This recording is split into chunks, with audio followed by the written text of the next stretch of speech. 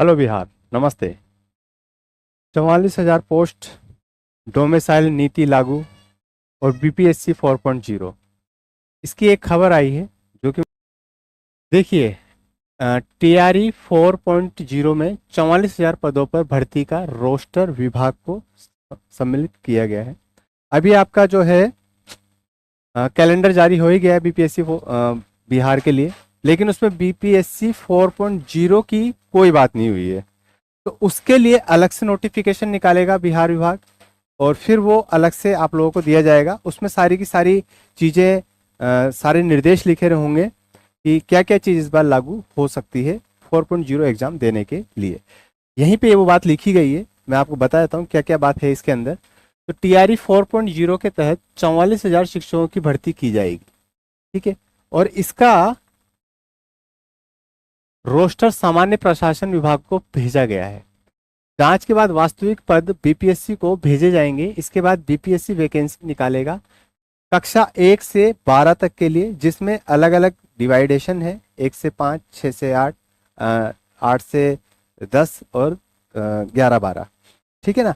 तो इसमें अगर बात करी जाए, हम लोग देखें तो 1 से 8 के लिए 19,000 पद हैं, है ना, और 9 से 10 के लिए 12,000 पद हैं, और 11 और 12 के लिए लगभग 13,000 पद हैं।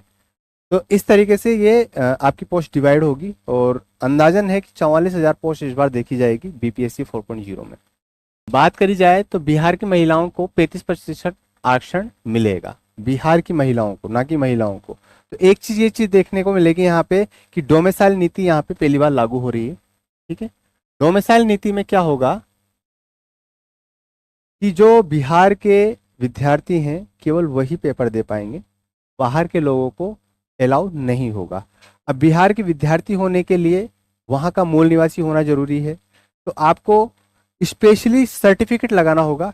कौन सा? निवास प्रमाण पत्र या फिर डोमिसाइल सर्टिफिकेट। दोनों में यही चीज लागू होती है कि आप वहाँ के बिहार के मूल निवासी हैं, ठीक है।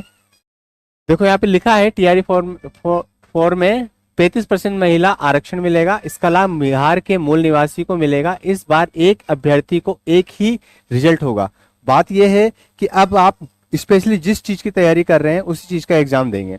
आप 6 से 8 की तैयारी कर रहे हैं तो आप 10-12 का पेपर नहीं दे, 11-12 का या 9-10 का पेपर नहीं देंगे। आप 11-12 की तैयारी कर रहे हैं तो 6-8 का और 10-12 का पेपर नहीं देंगे, स्पेशली एक ही एग्जाम दे पाएंगे।